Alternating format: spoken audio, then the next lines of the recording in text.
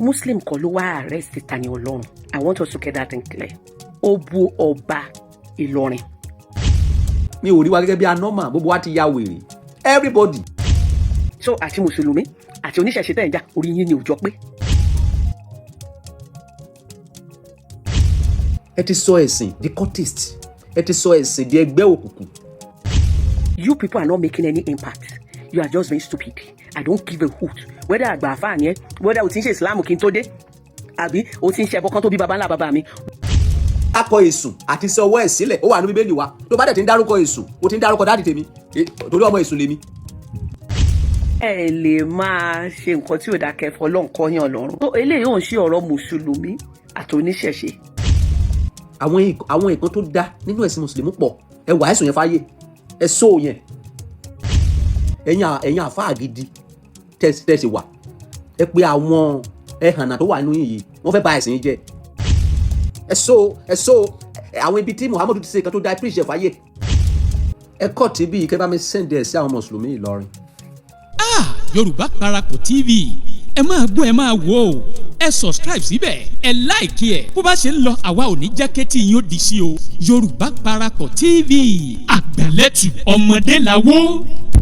ọ̀rọ̀ ta lọ lọ́hùn yìí bá a ṣe ń gbìyànjú kí kinní ọ̀hún kúròdò lọ́mú mi bẹ́ẹ̀ ni kinní ọ̀hún tún padà dá wàhálà lẹ̀ bẹ́ẹ̀ ò bá mọ̀ Malam Yusuf tó ti sọ pé ó máa gbé ta lọ lọ́hùn lọ sílé ẹjọ́ o ó nítorí nínú ètò kan tó ṣe gbẹ̀yìn ó ní níṣẹ́ ló dárúkọ òun bẹ̀ ó lóun sì dákẹ́ lórí kinní ọ̀hún tí wọ́n ń fà láti ẹjọ́ ìhòòhùn sọ nǹkan kan o ṣùgbọ́n ṣá o ẹni tí gbogbo èèyàn mọ̀ sí ọba Solomoni ti wá jáde lórí kinní ọ̀hún ó ní kí ni ń ṣe wá báyìí ó ní kí ló ń ṣe oníṣẹ̀ṣe kí ló ń ṣe ẹ̀yin ìgbàgbọ́ àti ẹ̀yin mùsùlùmí wọ̀nyí ó ní wàhálà yín ti pọ̀jù ó ní nígbà tí èèyàn ṣẹ̀ nílùú Ìbàdàn tẹ́ wá sọ pé dandankẹ́ni tọ̀hún kó wá jẹjọ́ nílùú Ìlọrin ó ní kinní ọ̀hún ó tako làákàyè kò sì mọ́pọlọ dání lọ́wọ́ ni àwọn kan wà tí wọ́n jẹ́ mùsùlùmí tó jẹ́ pé òun bọlá fún títí dòní nínú ẹ̀ lẹ́yìn ó ti dárúkọ ẹni tí gbogbo èèyàn mọ̀ sí àmì Ọlọ́run ó ní gbogbo ẹ̀yin mùsùlùmí ó ní èyí tó bá dáa nínú ẹ̀sìn yìí ó náà ní kẹ́ ẹ fi wàásù níbẹ̀ náà ni ọba Solomoni ti sọ wípé ṣé kò sí nǹkan tó wà nínú àlùkùránì tó dáa èyí tí wọ́n lè fi ṣèwàásù fáwọn ọmọ ènìyàn tó jẹ́ pé ẹ pa ẹ nà ẹ lù lóǹtẹ̀ àti àwọn ẹlẹ́bọ ọ náà nìkan ni ohun tí àwọn mùsùlùmí mọ̀ wà ní wàásù àwa ni nígbà tí bàbá Muyideen tó wà lókè èèpẹ̀ wọ́n ní ìwàásù wọn a máa bá àwọn olóṣèlú wí a máa bájọba wí pẹ̀lú tí wọ́n sì fi tayọ̀tayọ̀ gbà wípé àtònígbàgbọ́ àtòníṣẹ̀ṣe náà ló fẹ́ràn bàbá yìí bó tilẹ̀ jẹ́ pé mùsùlùmí ni wọ́n ní ṣùgbọ́n nígbà tí àwọn ẹran kan dé orí social media tó di wípé àwọn ẹlẹ́bọ ẹ má bá wọn ṣe mọ́ o àwọn ẹlẹ́bọ ẹ má bá wọn rìn mọ́ àwọn ẹlẹ́bọ bẹ́ẹ̀ bá rí wọn kẹ́ ẹ pa wọ́n àti pẹ̀lú pé ẹ má ṣe bá wọn ṣe mọ́ làwọn ẹlẹ́bọ ọ̀hún náà wá wọnú àlùkùránì ìgbà tán wá bẹ̀rẹ̀ sí tú kinní ọ̀hún ló bẹ̀rẹ̀ sí dùn wọn wọnú egun ọba Solomoni wá sọ wípé ṣé tiẹ̀ kémi ṣe tèmi ní mẹ́mí ẹ̀ sìn dàgbà ṣùgbọ́n ṣá o nígbà tí wọ́n bẹ̀rẹ̀ sí tọwọ́ bọ kinní ọ̀hún ló wá ń jó àwọn mùsùlùmí lára wọ́n ní ẹni tó ṣẹ̀ nílùú Ìbàdàn náà ní kẹ́ ẹ ti dájọ́ rẹ̀ bàbá yìí wá sọ pé gbogbo wọn ń ṣe kọjá wọn ó lè tà ní nínú ọ̀rọ̀ náà òun ló ti wá fòun ṣàkè wípé àfi kí á gba àlàáfíà láàyè lórílẹ̀‐èdè yìí ṣùgbọ́n ṣá o Mewolaka ti jáde lórí ọ̀rọ̀ kinní ọ̀hún ó ní pé nǹkan ló ń ṣe gbogbo wọn tí wọ́n ń jà sẹ́sìn ó ní ṣùgbọ́n ṣá o ohun tí wọ́n mú ta lọ́lọ́run fún òun náà ni wípé ó bú ọba emir wípé kò yìí sẹ́ni tó máa bú emir tó nítọ̀hún lọ bẹ́ẹ̀ bí kò sí pé onítọ̀hún yóò fi mú kàtà òfin ni ó ní nítorí pé ta lọ́lọ́run ti bú emir nítorí náà ó ní wọ́n ṣe wà kó wá jẹjọ́ ìyẹn nílùú Ìlọrin níbẹ̀ ni wọ́n ti wá fi fọ́nrán kan hàn wá nípa tí àwọn ará Ìlọrin ṣe sí ọmọkùnrin kan bí àwọn ará Ìlọrin ṣe tàn án tí wọ́n sì pa bàbá ẹ̀ tí wọ́n pa gbogbo ẹbí ẹ̀ àáfàá ni o ṣùgbọ́n ọmọ òun jáde wípé òun ò lè dáríjì Ìlọrin láíláì nítorí pé wọ́n pa bàbá òun sóko àwọn agbésùnmọ̀mí ni wọ́n sì pàyà òun wọ́n pa ẹbí àtàrà àwọn onìkan lókù ó ní táwọn Ìlọrin ṣe fóun rèé tó wá yẹ kí Ìlọrin ṣe bẹ́ẹ̀ fún àáfàá ẹgbẹ́ wọn ẹ gbọ́ wìnìwìnì nínú tí wọ́n fi hàn wá nínú fọ́nrán tẹ́ ẹ fẹ́ gbọ́ yìí ó wá jẹ́gbẹ́ àkọ́kọ́ lẹ́yìn wò wá tàbí tẹ́yìn gbọ́ wá ṣùgbọ́n ẹ ò tí ì tẹ subscribe button síbẹ̀ àwa ń bẹ̀ yín ni bá wa tẹ̀ ẹ́ sójú ẹ bá wa dọ̀rẹ́ kan náà ó sì bá yín dọ̀rẹ́ ẹ wá mọ́ gbàgbé o láti aago pélébé kan tí ń bẹ lẹ́gbẹ̀ẹ́ tọ́ra aago ọ̀hún ni ó máa rán yín létí nígbàkúgbà tá a bá ti wà lórí ètò ẹ wo ẹja máa bẹ́tù ọ̀hún bọ̀ kí ló ṣẹlẹ̀ nípa Ìlọrin àti ta lọ lọ́hùn kí ni Mewolaka sọ lórí ọ̀rọ̀ ọ̀hún ọmọ tí ó ní àwọn Ìlọrin ni wọ́n pa bàbá òun àtìyá òun sínú oko nípasẹ̀ àwọn agbésùnmọ̀mí ń kọ́ ẹja farabalẹ̀ gbọ́ kinní ọ̀hún ẹ máa bẹ́tù ọ̀hún bọ̀ ẹ̀yẹn ṣáṣíà ẹ̀ kẹwàá bíi kinní ọ̀hún dé dúró ẹ tẹ subscribe button síbẹ̀ kẹta àgọ́ tí ń bẹ lẹ́gbẹ̀ẹ́ ẹja máa bẹ́tù ọ̀hún bọ̀. Ẹ gbé ènìyàn lọ sí ibi tẹ́ máa ti ṣe ìdájọ́ tẹ́ ẹ fẹ́ ìṣe ló dàbí ìgbà ìsìn kí kìrìsìtẹ́nì ṣẹ̀ kí mùsùlùmí ṣẹ̀ kí wọ́n wá ní kán lọ gbé wá ní ilẹ̀ Ìgbò tẹ́lẹ̀ mọ̀ pé ìlú àwọn kìrìsìtẹ́nì ní ilẹ̀ Ìgbò ìdájọ́ wọn ló fẹ́ ṣe fún bẹ́ẹ̀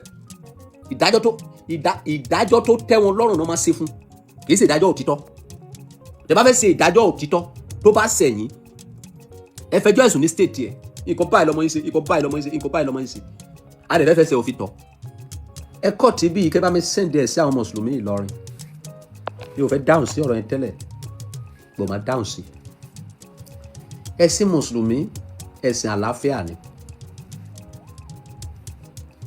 but ẹ̀yin mùsùlùmí ẹ̀yin tí wọ́n fi tẹ́ fi ṣe aṣojú yín lórí íńtánẹ́ẹ̀tì wọ́n ti fẹ́ sọ ẹ̀sìn yẹn lẹ́nu.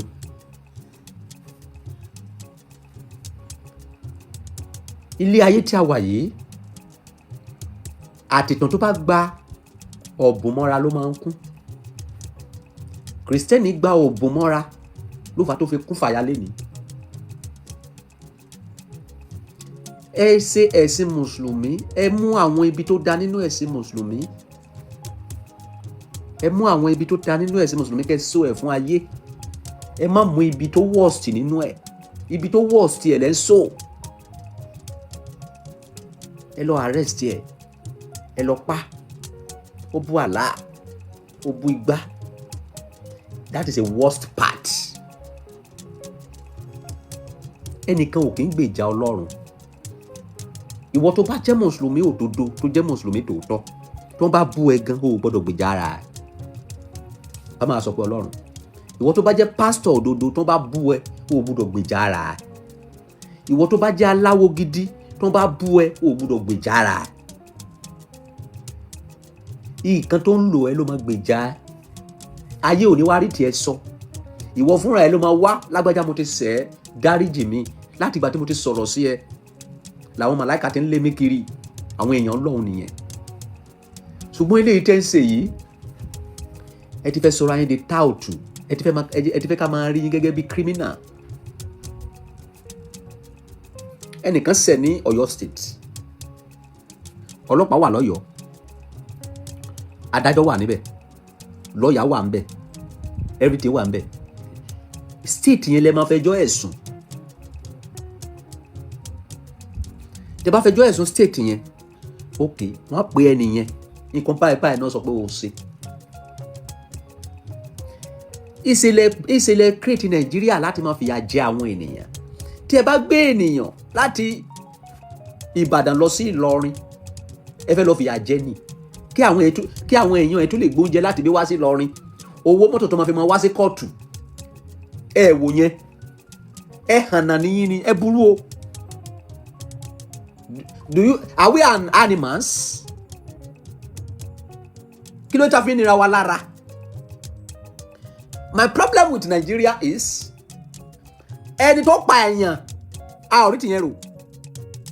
Àwọn tó ń bẹ́ orí ènìyàn a rí tiwọn rò. Àwọn minor something tí ò ní láárí tí ò ní stomach òun lè máa lé egungun sí òun lè máa kàrámà.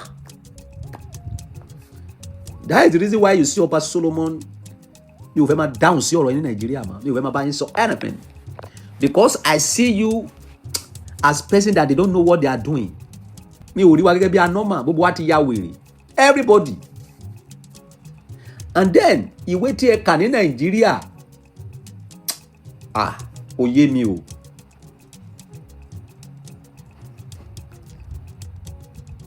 Ènìyàn ṣẹ̀ lẹ́kọ̀ọ́ wọ́n ní kó máa gbé lọ sí Ìlọrin. Ṣé kò sí lọ́ọ̀yà lẹ́kọ̀ọ́ ni? Ṣé kò sí ọlọ́pàá lẹ́kọ̀ọ́ ni? Ṣé kò sí ilé ẹjọ́ lẹ́kọ̀ọ́ ni? Báwo lẹ ṣe modernize Nàìjíríà? Tí kókó bá ṣẹlẹ̀ lẹ́kọ̀ọ́ àwọn agbófinró wà lẹ́kọ̀ọ́ ìdájọ́ tó tọ́ wọ́n ṣe fún lẹ́kọ̀ọ́. Tí ìkókó bá ṣẹlẹ̀ ní Kwara State lọ́ọ̀yà wà ní Kwara adájọ́ wà níbẹ̀ ọlọ́pàá wà níbẹ̀. They will do the necessary things. Ìgbájú òun ló jẹ́ wípé kí ẹnìkan kó ní state ẹ̀ kó lọ state ẹlòmíì kó lọ arrest èèyàn láì jẹ́ pé ní ẹ̀ pa èèyàn àbójalè.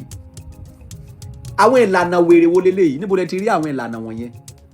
Ta ló la àwọn rules and regulations yẹn sílẹ̀?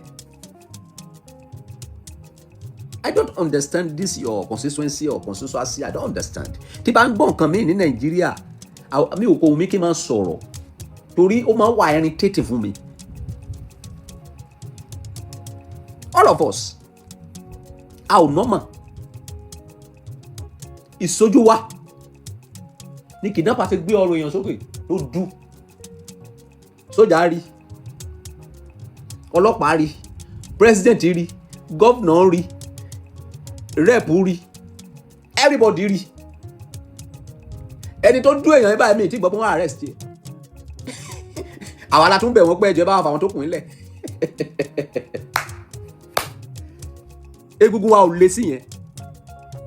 Ẹ̀yin àfa àwọn yìí ẹ ò bọ́ ìta kẹ́ protest fún yẹn. Kẹ́ protest fún yẹn wípé àwọn tó ń pa àyàn yìí kí la fẹ́ ṣe sí. Ẹ jẹ́ ká jẹ́lì wọn, ẹ jẹ́ ká pa àwọn yẹn. Àwọn tó kàn wíìrì gbè lórí íńtánẹ́ẹ̀tì lásán tó ń wá nǹkan tó fẹ́ jẹ. Òun ni egungun yín wá ń le sí. It's unfair. Ìwọ tó ní ọmọ lọ́mọ lára ò lè rí àlàáfíà. People sì máa mú ojú ẹ, wùsùwùsù máa bò ẹ. Ẹ má máa ní èèyàn lára, kò dáa. Ẹ ní èèyàn lára gan ní Nàìjíríà, especially ẹni tó bá rí ṣe, tó bá lówó lọ́wọ́. Ẹ ti sọ ẹ̀sìn di cultist. Ẹ ti sọ ẹ̀sìn di ẹgbẹ́ òkùnkùn. Àwọn ìkan tó dá nínú ẹ̀sìn mùsùlùmí pọ̀. Ẹ wà ẹ̀sùn yẹn fáyé. Ẹ sọ yẹn. Ẹ sọ àwọn ibi tí Muhammadu ti ṣe kan tó dá ẹ preach ẹ fáyé. Kì í ṣe kẹ́ máa fọlọ́pàá léra ayé every day. Ẹ ní sẹ́ni, you don't have job.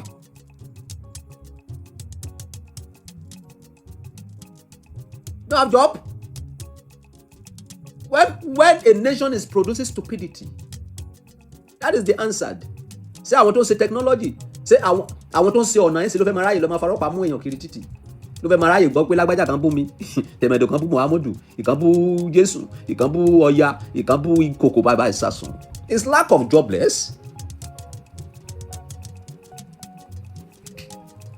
Ẹ̀yin ìjọba Nàìjíríà, ẹ lọ ṣe àtúnṣe.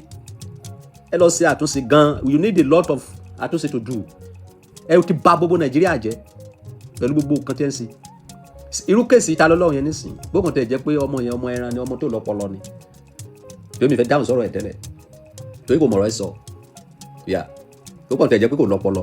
A mọ̀ pé ìyá ẹsẹ̀ ló jẹ ná. Pẹ̀lú ọ̀rọ̀ ẹnu ẹ̀. A mọ̀ pé orí ẹ̀ burú ná pé kò lọ́pọlọ sórí. But ọ̀nà tẹ́ wá fi gbàgbé yẹn is a stupidity. You don't need it. Okay? Ọlọ́pàá wà ní Ìbàdàn, adájọ́ wà ńbẹ̀, police wà ńbẹ̀, everything wà ńbẹ̀. Ẹ lọ fẹjọ́ ẹ̀sùn ńbẹ̀, ọmọ yìí ṣe kan báyìí. Ó yá, kí la fẹ́ ṣe? Ó yá, ẹ arrest yẹ. Okay, ó ti wá. Wọ́n ní ó ṣe kan báyìí, wọ́n ní ó ṣe kan báyìí, wọ́n ní ó ṣe. Ṣé ó jẹ̀bi? Olóhùn jẹ̀bi. Nǹkan tó bá tọ́ sẹ́sẹ́ fún náà.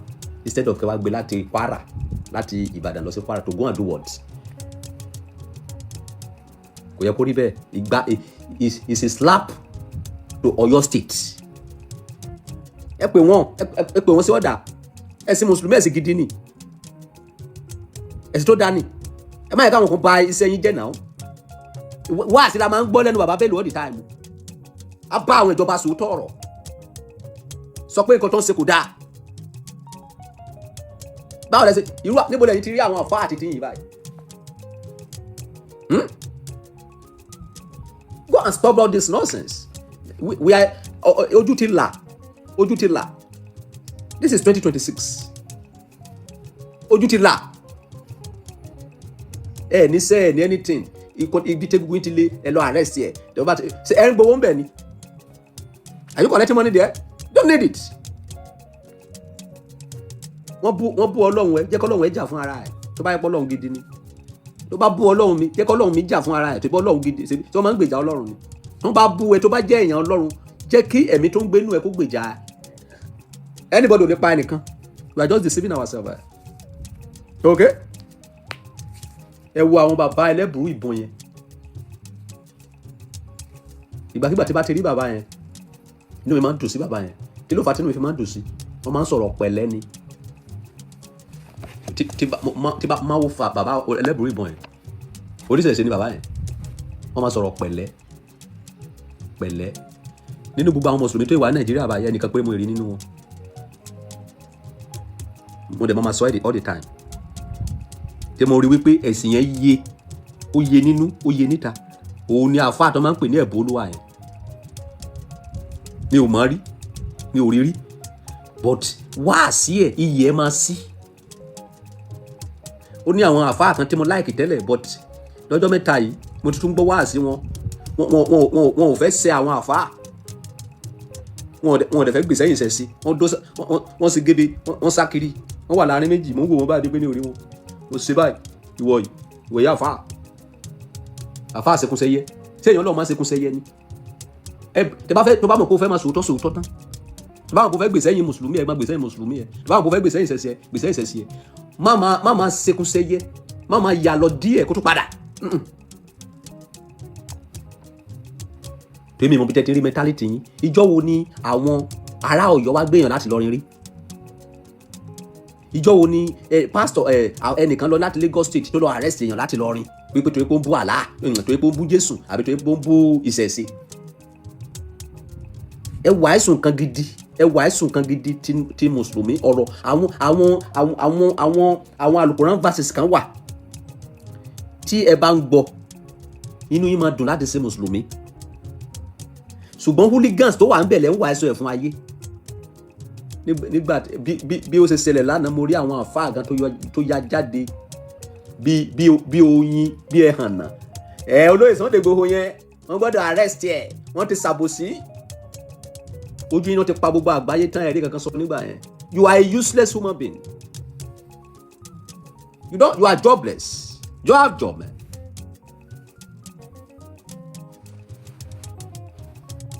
Kí lẹ fẹ́ gbà nínú kẹ́ máa nira àwọn èèyàn lára? Kí lẹ fẹ́ gbà ń bẹ? Ẹ wà ẹ̀sùn ẹ ṣe wá sí gidi.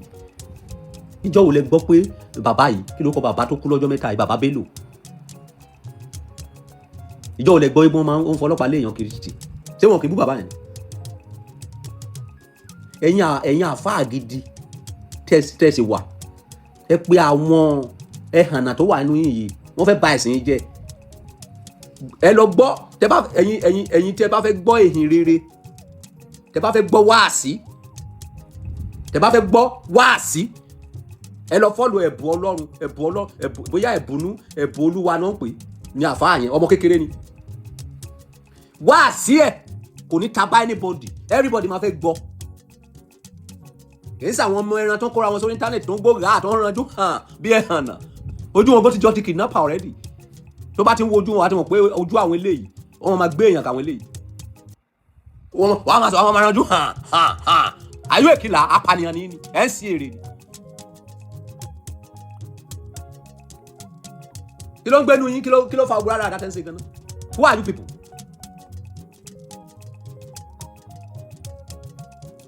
Sẹ́yìn lè kọ́ lé máa kọ́ ṣe mùsùlùmí ni.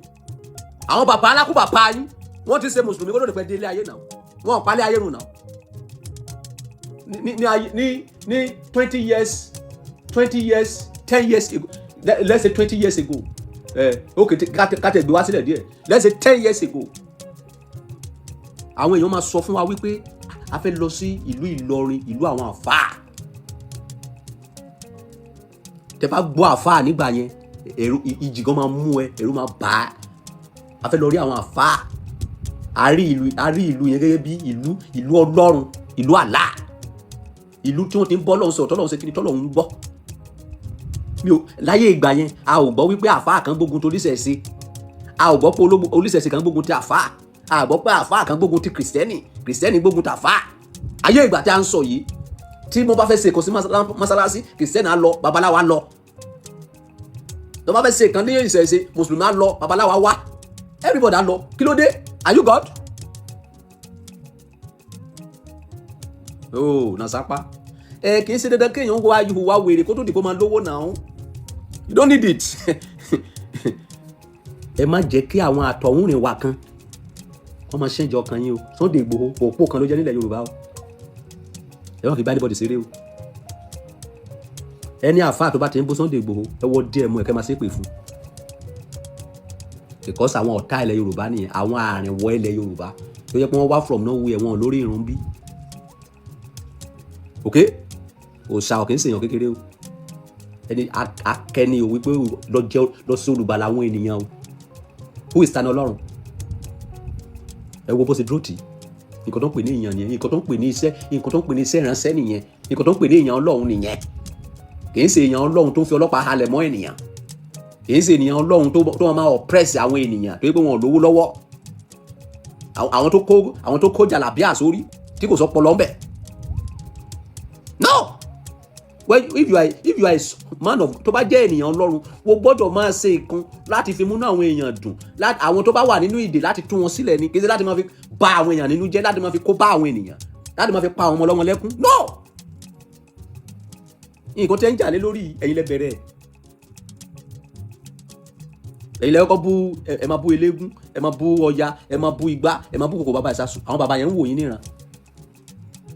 Àwọn ọmọ dẹ̀ dé, wọ́n dẹ̀ láwọn fẹ́ gbẹ̀san, wọ́n dẹ̀ máa bú wọn, wọ́n dẹ̀ máa bú ẹ, kó ló bá kú jókòó sílé ẹ. Èwo ni face to face pé ẹ fẹ́ para yín, kí ló ṣẹlẹ̀, kí ló dé, tẹ bá wá pa tán sí, kí lè rè yín, ok, tẹ bá pa ẹ̀sìn, tẹ bá pa ẹ̀sìn, sẹ́yìn lómi ò ní tú dìde, èèyàn mélòó fẹ́ pa.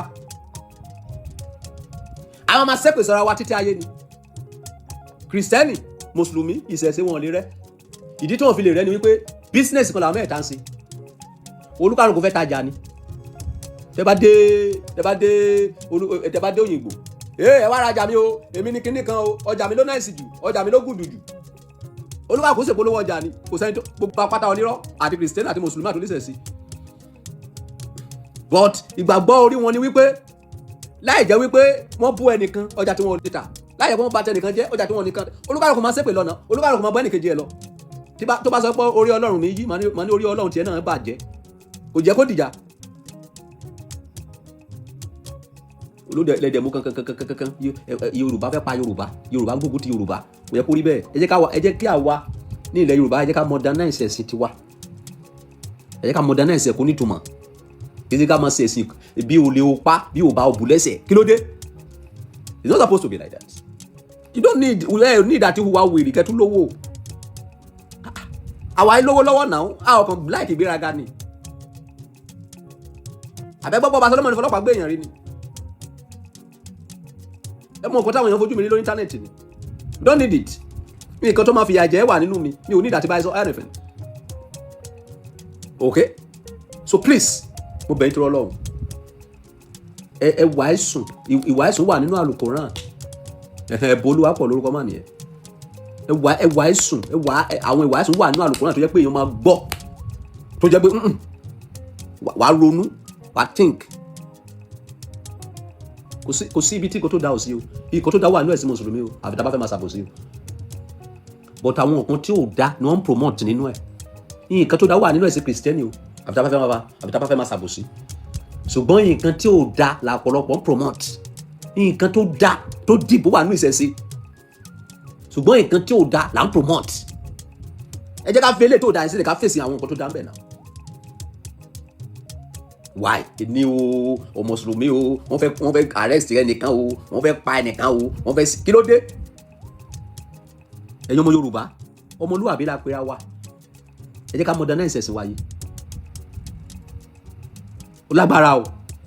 Ẹ jẹ́ ká modernize ẹ̀. Wàhálà ti fẹ́ pọ̀ jù. Àwọn èèyàn ń kígbe, ìjọba ò lè dá sí, ìjọba ò lè dá sí. Torí ẹ̀sìn náà àwọn ìjọba ń jẹ. Kò sí nǹkan tí ìjọba fẹ́ dá síbẹ̀, because bí ìjọba bá gbé sẹ́yìn Kìrìsìtẹ́nì sí, wọ́n fẹ́ dìbò 2027, àwọn Mùsùlùmí ní dìbò fún wọn. Tí ìjọba bá gbé sí ẹ̀yìn Mùsùlùmí, àwọn Kìrìsìtẹ́nì ò ní dìbò fún wọn. Ìkọ̀ tí ìjọba fásá fún, kì í ṣe pé wọ́n mọ̀ nǹkan tó ń ṣe. Ìjọba mọ̀ pé Nàìjíríà ti dàrú, ó mọ̀ pé wọ́n ti fẹ́ fi ẹ̀sìn bà ayé jẹ́.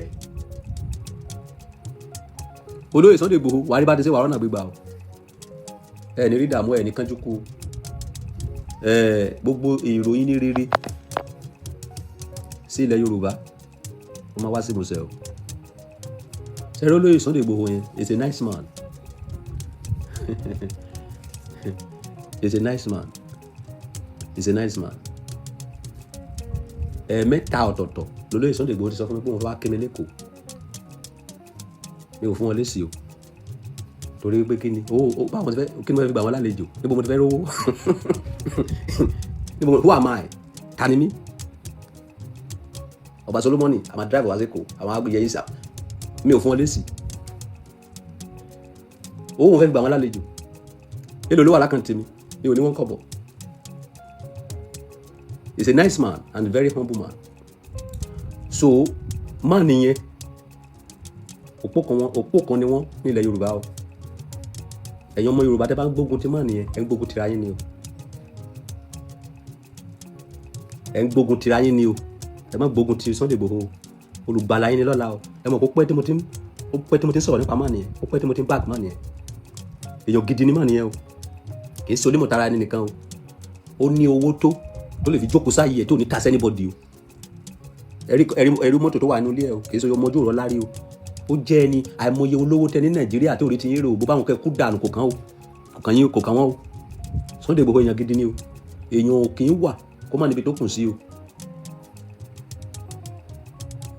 ok ó bá àwọn kan dáradára wọ̀nyí ó wà irin tètè fún mi ló fà tí mi fi máa ń dá sí so a tún dúpẹ́ lọ́wọ́ olóyè Sunday Igboho lẹ́ẹ̀kan sí Ọlọ́run fún yín sí o olóyè tẹ́ bá wà lórí láì nìyí mo mọ̀ pé ẹ máa gbọ́ àwọn ọmọ yẹn máa sẹ́ǹdẹ̀ sí so kò tí ì sí mi tí ì rí ìrun ẹkùn ní Ìbẹ̀jú Lẹ́kì o tí ìrun ẹkùn bá ti dé Ìbẹ̀jú Lẹ́kì mi náà fẹ́ join ìrun ẹkùn èmi náà fẹ́ join ìrun ẹkùn because mo like òtítọ́ mo dẹ̀ lè gbé ìbọn mo lè fàyà gbọ́ta èmi tó jẹ́ pé ẹkùn lèmi mi máa gbádùn ìgboro máa lèmi ńlá ìgboro ńlá máa lèmi tẹ́lẹ̀ ìgò ló máa ya a máa ń pàgò kiri tẹ́lẹ̀ ni ìgò máa rí ẹ̀yin wèrè máa lélẹ̀ ìgboro ńlá máa lèmi tẹ́lẹ̀ ó máa ṣe o ẹ má ṣe ó pọ̀ ńlẹ̀ o èmi náà fẹ́ join ìrun ẹkùn mi ì tí rí ìrun ẹkùn ní Ìbẹ̀jú Lẹ́kì o tó bá dé Ìbẹ̀jú Lẹ́kì ẹ jẹ́ kí n gbọ́ tó dà káwa náà lè join because gbogbo apáta a gbọ́dọ̀ máa jà fún òtítọ́ a gbọ́dọ̀ jẹ́ kí ìlú wa dá kò dá ká máa gbógun tira wa rárá àtọ̀ tẹ̀yin ará Ìlọrin tẹ bá believe wípé òkè ẹ̀ kìí ṣe Yorùbá ẹ dúró lọ́tọ̀ bọ̀ kí ẹ máa wá láti Ìlọrin ká máa gbé èèyàn ní Èkó ẹ máa lọ gbé èèyàn ní Ìbàdàn ìgbà tí ni fún state yẹn but bóyá àwọn governors yẹn bóyá wọn think ẹ bóyá wọn ò rò I don't understand láì jẹ́ pé èèyàn kan pa èèyàn ní state yẹn láì jẹ́ pé ènìyàn jalè láì jẹ́ pé ènìyàn dófàdíyà ẹnì kọ́kọ́ máa wá from láti state yẹn láti wá máa kó èèyàn ní state yẹn kí lẹ governor lé it's not supposed to be like that why tẹ́lẹ̀ kọ́ máa ṣe wá láti state yẹn tó máa pàṣẹ pé wá mú èèyàn láti state yẹn tí ò dẹ̀ mọ́ pa nítorí ẹ gbọ́dọ̀ wo kíní ẹ̀ dáadáa ẹ gbọ́dọ̀ ro dáadáa it's not supposed to be like that ẹ tó bá ṣẹ̀ ẹ lọ fẹjọ́ ẹ̀sùn ní state yẹn tó bá máa yọwọ́ òfin kò síbi tí ọwọ́ ìjà ìjọba òde ẹ lọ sí state yẹn ni ẹ fẹjọ́ ẹ̀sùn nǹkan báyìí la fẹ́ kó ṣẹlẹ̀ tó bá gbé dé court kò possible gbogbo kan ló wà nínú ìwé òfin ẹ tó bá ṣe nǹkan báyìí ìdájọ́ wo ló tọ́ sí ṣùgbọ́n ẹ fẹ́ wá gbé lọ sí ibi tí ẹ máa ti lè ṣèdájọ́ tẹ̀yin fẹ́ it's unpolite bí ìtẹ̀tọ́ ẹni lójúmọ́lẹ̀ ni ẹ fẹ́ gbé ọmọ yẹn lọ sí ibi tí ìdájọ́ máa ti pay yín you don't need it ìgbájú ni fún state tó bá ṣẹlẹ̀ sí ìgbájú ni fún ọba ìlú yẹn ok ẹ mọ bẹ́ẹ̀ sẹ́ máa gbé ọ̀rọ̀ kalẹ̀ àwọn ọ̀rọ̀ kan wà ọ̀rọ̀ tí ò dáa ni ọ̀rọ̀ tí èèyàn máa gbọ́ tí inú máa bí ènìyàn ẹlòmíì kẹwàá kò dẹ̀ mọ bó ṣe ń control ìbínú ok so ẹ̀yin oníṣẹ̀ṣe ẹ bá wí lóòótọ́ òtítọ́ ló ń jà fún bọ̀tò òtítọ́ tó ń jà fún yẹn o ò ní àgbékalẹ̀ gidi o ò mọ bó ṣe ń sọ̀rọ̀ kéde ẹsẹ̀jọ́ ẹ ó ṣeéṣe kó máa kọ́ ẹni kékeré kó má gbẹ̀kọ́ kọ́ bó ṣe máa sọ̀rọ̀ ẹnu ẹ ló fìyà jẹ kì í sì wọ nìkan ló máa kọ́ kì í sì wọ nìkan ló máa kọ́ kì í sì wọ nìkan ló máa kọ́ sọ̀rọ̀ irú ẹnu wa lẹ́ti àwa la bẹ̀rẹ̀ gbogbo ẹ̀yin tẹ́kọ̀ọ́ ayé sí gbòòrò sí èmi ni bàbá yín whether you like it or not èmi ni dáàdì yín èmi làwọn ọlọ́pàá èmi làwọn mùsùlùmí kọ́kọ́ arrest but wọ́n arrest èmi wọ́n ṣe wá arrest èyí wọ́n kọ invitation kí ni mo dẹ̀ sọ nígbà yẹn mo ní kó lọ wá jáde ibi tó wà ní alukoran nǹkan tó ń pè ní ẹ̀kọ́ nìyẹn mi ò bú anybody náà kò sẹ́ni bọ́ọ̀dù tó máa sọ pé mo bú òun ẹ lọ wá jáde ibi tó wà ní alukoran wípé kó máa kírun ẹ̀ márùn-ún wọ́n dẹ̀ lọ competition against mi wípé mo fẹ́ da omi àlàáfíà ẹ̀ lóru àwọn ọlọ́pàá dẹ̀ pè mí ní zone 2 mo dẹ̀ ṣàlàyé fún wọn wípé ok ọlọ́pàá yẹn sọ point kan ó ní tí n bá bẹ̀rẹ̀ sí sọ̀rọ̀ tí mo sọ lọ yẹn sì tí wàhálà bá ṣẹlẹ̀ pé kí lè rè mí mo ní kò sí mo ní but èmi láì kí n máa sọ òtítọ́ mo ní kí n fọgbọ́n sọ ẹ rí pé mo adjust but wọ́n sì wọ́n ti gbé ẹ lọ sókè kúrò ẹ̀ kan kó o tún dé o tún bẹ̀rẹ̀ wèrè again rubbish ẹ ti pọ̀ jù mi ò kí ń gbèsè yìn rubbish mi ò kí ń gbèsè yìn rádaràda ok èsì wọn nìkan ló sọ òtítọ́ yìí àwọn tó sọ pọ̀ kó tó di pé máa lè máa ṣerú kan bẹ́ẹ̀ yẹn bóyá ènìyàn pààyàn bóyá ó jalè bóyá ó dó fàdíyà so ẹ̀yin gọ́vnà Sanwó-Olú Adeleke Ayédatiwa kí ló kọ gọ́vnà Ọ̀yọ́ yìí Ṣèyí Mákindé Dàpọ̀ Abíọ́dún ẹ má máa gbárùn kan báyìí láàyè máa ń èsì kan tó dáa o and then ẹ má fi ọwọ́ sínú pé kí a máa nira wa lára lórí ìjà ẹ̀sìn máa wà for life ni o because ọjà kan náà jọ ń ta o kò sẹ́ni tó lè parí ìjà olóṣèlú o ọ̀rọ̀ ẹ̀sìn dàbí ọ̀rọ̀ òṣèlú ni o ìjà olóṣèlú máa búra wọn títí life ni o PDP APC wọn ò ní rẹ́ o ṣùgbọ́n tó bá jà láàárọ̀ wọn á rẹ́ lọ́sàn-án ṣùgbọ́n ọjọ́ máa ṣe meeting papọ̀ Tinubu lè gbé máìkì sí kó bẹ̀rẹ̀ sí bú Àtíkù lè gbé máìkì kó bẹ̀rẹ̀ sí bú Tinubu torí business kan náà jọ ń ṣe ẹ̀sìn wọ́n máa búra wọn kò sí bó ṣe fẹ́ ṣe because bíbélì tako Quran tako odù Ifá tako Quran odù Ifá tako bíbélì wọ́n máa búra wọn kí náà pèlè èbúbú ti bẹ̀rẹ̀ láti bí pé kí Ọlọ́run pa èsùn àti sí ọwọ́ ẹ̀sìn ẹ jẹ́ ká kọ èsùn àti sí ọwọ́ ẹ̀ sílẹ̀ ó wà ní bíbélì wa tó bá dẹ̀ ti ń dárúkọ èsùn ó ti ń dárúkọ dáàdì tèmi torí ọmọ èsùn lèmi so ìgbà tó dẹ̀ ti sọ bẹ́ẹ̀ èmi náà lè kọ wípé jẹ́ ká ń kọ Allah àti sí ọwọ́ ẹ̀ sílẹ̀ that's it kò sí bẹ́ẹ̀ ṣe fẹ́ ṣe ẹ máa búra yín ni but tẹ bá ṣe ń búra yín kàdánkàdá sẹ́rẹ́ ọmọ tó ń pè ní ta lọ́lọ́run yẹn ìyẹn ọlọ́pọlọ ná kò mọ bó ṣe ń sọ̀rọ̀ tá bá fẹ́ sọ reality tí a bá fẹ́ ṣàbòsí ni o so olóyè Sunday Igboho náà mo tún bá ń sọ yìí ẹ pé tí o bá ń ja ìjà fún òtítọ́ jẹ́ kí mú ẹ̀kọ́ ilé pẹ̀lú mọ bó ṣe máa gbé ọ̀rọ̀ kalẹ̀ mọ bó ṣe máa bá àwọn èèyàn sọ̀rọ̀ kí sì wọ́n nìkan ló ń sọ̀rọ̀ dáńsọ̀ yìí náà.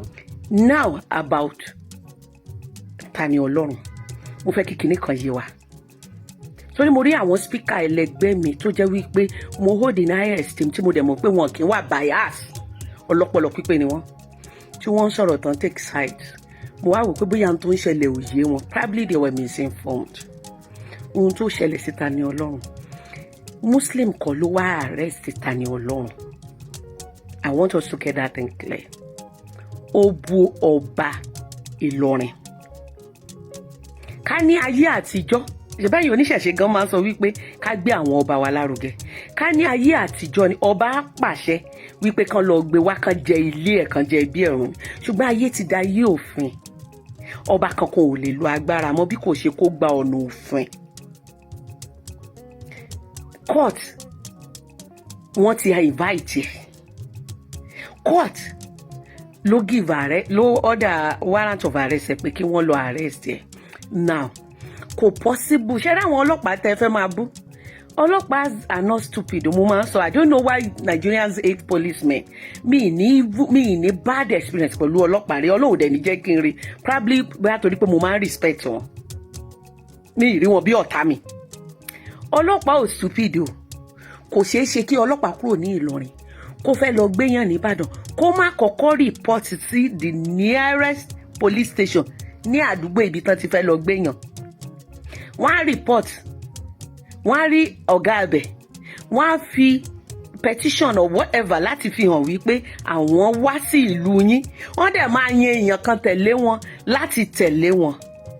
now olóyè Ìgbòho tó dá sí kò dá sí nítorí pé ó fẹ́ obstruct iṣẹ́ ọlọ́pàá get that straight ó pe CP nítorí ó rí i pé kinní yẹn ti fẹ́ di wàhálà tó bá dẹ̀ di wàhálà tí abẹ́rẹ́ ọlọ́pàá tó bínú tó bá yin ìbọn wípé kò ń ské àwọn èèyàn èwe tó bá lọ pààyàn á di wàhálà.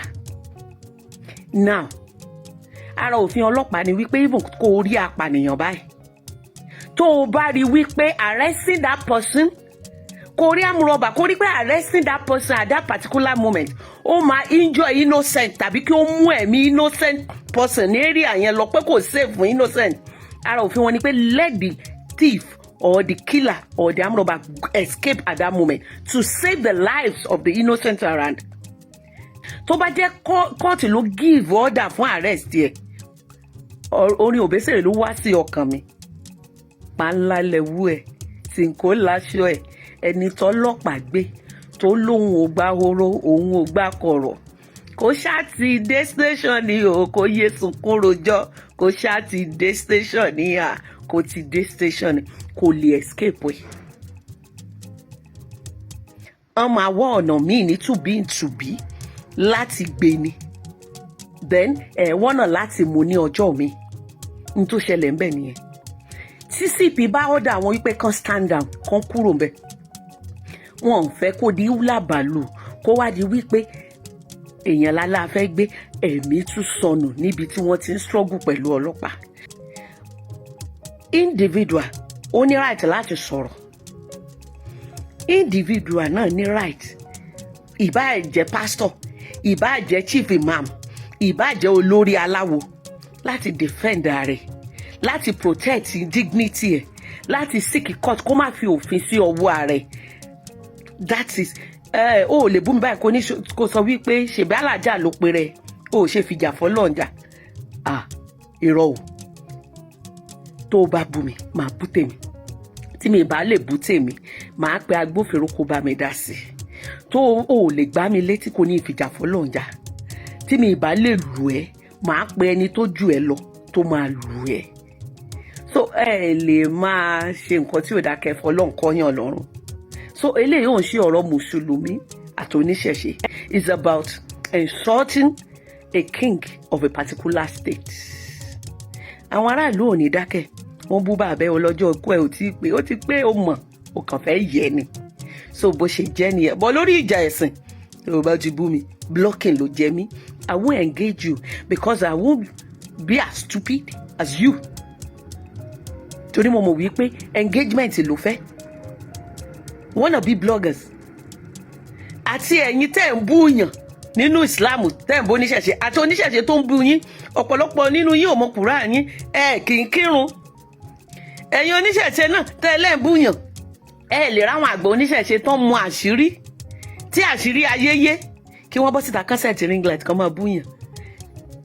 ẹ̀yin sẹ́ẹ̀tì méjèèjì aláriwo of Africa lásán nìyí. So I see you as unserious people. Kò sí bẹ́ẹ̀ ṣe dàgbà tó kò sí bẹ́ẹ̀ ṣe lẹ́ẹ̀ nímọ̀ ẹ̀sìn tó you people are just being silly. That is my submission. Pàńlá lẹ̀wú ẹ̀ tìǹkó láṣọ ẹ̀ ẹni tí ọlọ́pàá gé lọ́lọ́hùn ọ̀gá oró òun ọ̀gá kọ̀rọ̀ kò ṣáàtì dé station ni o kò yẹ sukúrò ọjà kò ṣáàtì dé station ni a ṣé wàá lọ hajj mi court ó ń fún yín ní discount báyìí o bá state lọ international ní ó ní 8.5 million péré ló máa gbà lọ́wọ́ ẹ̀ tó o bá ti sọ pé látọ̀dọ̀ Mewolaka lóhun ti wá so week ti fẹ́ pé báyìí o slot 20 péré ló fún wa tètè wọ́n ní kó gbogbo owó yẹn wá tètè lọ make your registration hajj mi court tó o bá ti bá wọn lọ wàá ṣe iṣẹ́ ẹ pé ẹ̀sìn ayé ẹ. ọ̀rọ̀ ta lọ́lọ́run ṣé ẹ rí nǹkan tí ò jẹ́ kí n fẹ́ sọ̀rọ̀ ni wípé mi ò ń fẹ́ bá wọn dá sí ọ̀rọ̀ tó bá jọmọ́ ìjà ẹ̀sìn. ìdí dẹ̀ rèé mo rí wípé kò mú làákàyè dání àfi tá a bá fẹ́ parọ́ tanra wa. gbogbo ẹ̀sìn láyé àti Hindu àti ẹni tó ń bọ òrùn àti ẹni tó ń pe Jésù àti ẹni tó gbàgbọ́ nínú ànábì wa Muhammad sallallahu alayhi wa sallam àti onífá àti ológun àti oníṣàngó ẹ má jà fàbòsísì kò sí tí ó gbàgbọ́ wípé Ọlọ́run wà. tí gbogbo wa lọ tá a bá bọ̀ à ní Ọlọ́run orúkọ tá à ń pè àwọn kan ní Allah àwọn kan ní Ọlọ́run àwọn kan ní Olódùmarè àwọn kan ní oríṣiríṣi àwọn kan ní Chukwu àbí kó ní tó ń polongo Jésù kan wá dé kó wá ní bọ́ọ̀ bá gba Jésù màá pe iná Èlíjà lé ọ lórí yóò sì ju ọ̀run ṣé màá gbà àbí kó ní Ṣàngó sọ wípé òun fara pa mí kó ní àfi tí mo bá gba Jésù Ṣàngó àwọn ṣé o mọ̀ pé mi ì ní gbà ohun tí gbogbo yín ṣe lórí social media nìyẹn àti mùsùlùmí àtẹlẹ́bọ ohun tẹ́ ń ṣe nìyẹn. You people are not making any impact you are just being stupid. I don't give a hoot whether àgbà àfáà ni ẹ́, whether o ti ń ṣe Islam kí n tó dé àbí o ti ń ṣe ẹbọ kan tó bí baba ńlá baba mi. Once tẹ́ ẹ ti lè ṣe comparative debate, kẹ́ ẹ sọ̀rọ̀ ẹ́dílì, kẹ́ ẹ convince àwọn èèyàn ẹ́dílì tó jẹ́ èpè èébú lẹ́jọ́ ń búra yín, tẹ́ ẹ wá sọ di content orí yín ò pé. None of you is worthy of being emulated or pé kán support èèyàn kan nínú yín, both Muslims or ẹlẹ́bọ. I don't know who started it, but whoever started it or whoever gave response, you people are just being stupid. Now, ẹni tí oníkálukú tó ń jọ́sìn tí wọ́n gbà gẹ́gẹ́ bí oníṣẹ́ tí Ọlọ́run rán sí wọn ló yàtọ̀. Àwọn Kìrìsìtẹ́nì ní Jésù lọ́mọ Ọlọ́run, àwọn Mùsùlùmí ní Allah lọ́lọ́run, wípé òjíṣẹ́ ni ànábì wa Muhammad sallallahu alaihi wasallam. Àwọn oníṣàngó ní bó ti lágbára, ó lágbára iná, ó lágbára àrá, pé ìránṣẹ́ Olódùmarè kan ni. Àwọn ológun ní Ọlọ́run fún lẹ́bù, ó gbójú, ó ṣe ìránṣẹ́ Olódùmarè ni. Àwọn onífá sọ wípé Ọ̀rúnmìlà ìránṣẹ́ Olódùmarè ni. Bí mo ṣe rí ni mò ń sọ yìí. Now it now takes a personal conviction láti mú kan wípé eléyìí ló máa jẹ́ ọ̀nà. Bí èmi ṣe rí pé ànábì wa Muhammad sallallahu alaihi wasallam òótọ́ ló ń sọ. Tán bá dẹ̀ béèrè lọ́wọ́ mi pé ìdí wo ni mo fi gbà pé òótọ́ ló sọ, màá báàkẹ́ nínú hadith, màá báàkẹ́ nínú Quran. Tí àwọn Christian bá fẹ́ sọ̀rọ̀, tán bá ní Jésù lọ́mọ Ọlọ́run, tán bá ní kán sọ̀rọ̀, wọ́n á sọ ìdí bó ṣe jẹ́ nínú Bíbélì, nínú ṣòtìyé. Bẹ́ẹ̀ náà làwọn oníṣàngó, àwọn onífá. Now, it will now be very stupid of me kí n fẹ́ fi ọ̀nà Islam hàn èèyàn wípé ọ̀nà yìí ló dáa o, ntọ́lọ̀ ní ká mọ̀ ṣe rè o, kí n wá mú ìbọn, kí n mú idà dání, kí n ní dandan o gbọ́dọ̀ gbà. O ò ní gbọ́ tèmi. Ẹ̀sìn wa gan sọ wípé ẹ má bú ẹ̀sìn wọn kó má bàa bú tiyín. Ẹ ti wá sórí, wọ́n ti wá sórí, àwọn oníṣẹ̀ṣe ti wá sórí page ní several times láti wá poke mi. Some will write stupid comments. Some will write ànábì bá ọmọ ọdún mẹ́jọ sùn. Some will write Allah lágbára ju ẹ̀bí paracetamol lágbára ju Allah lọ. What I do is to block them because I know it's not about my religion. It's about poking me for me to get angry. Kí n wá bọ́ síta. Wọ́n sì bá ti bọ́ síta. Ẹni tó fẹ́ di blogger, ẹni tó fẹ́ di speaker, tó fẹ́ popular, ó mọ̀ wípé Mewolaka is a name tó fi lè trend. Tí n bá fún lésì, opportunity dé fún òun náà set ring line, á fún mi lésì. Ẹ máa gbọ́ èsì ọ̀rọ̀ fún Bello, èsì ọ̀rọ̀ fún Mewolaka, èsì ọ̀rọ̀ fún Adífálà, èsì ọ̀rọ̀ fún Akéwùgbà dọ́là. Then we make mess of everything. We now distract ourselves from the main point, convincing people about Allah. So àti Mùsùlùmí àti oníṣẹ̀ṣe tẹ̀ ń jà, orí yín ni ò jọ pé. Yorùbá Parapọ̀ TV ẹ máa gbọ́ ẹ máa wò ó, ẹ subscribe síbẹ̀, ẹ like ẹ̀, bó bá ṣe ń lọ àwa ò ní jẹ́ kétí yín ó di sí o. Yorùbá Parapọ̀ TV àgbàlẹ́tù ọmọdé làwọ̀.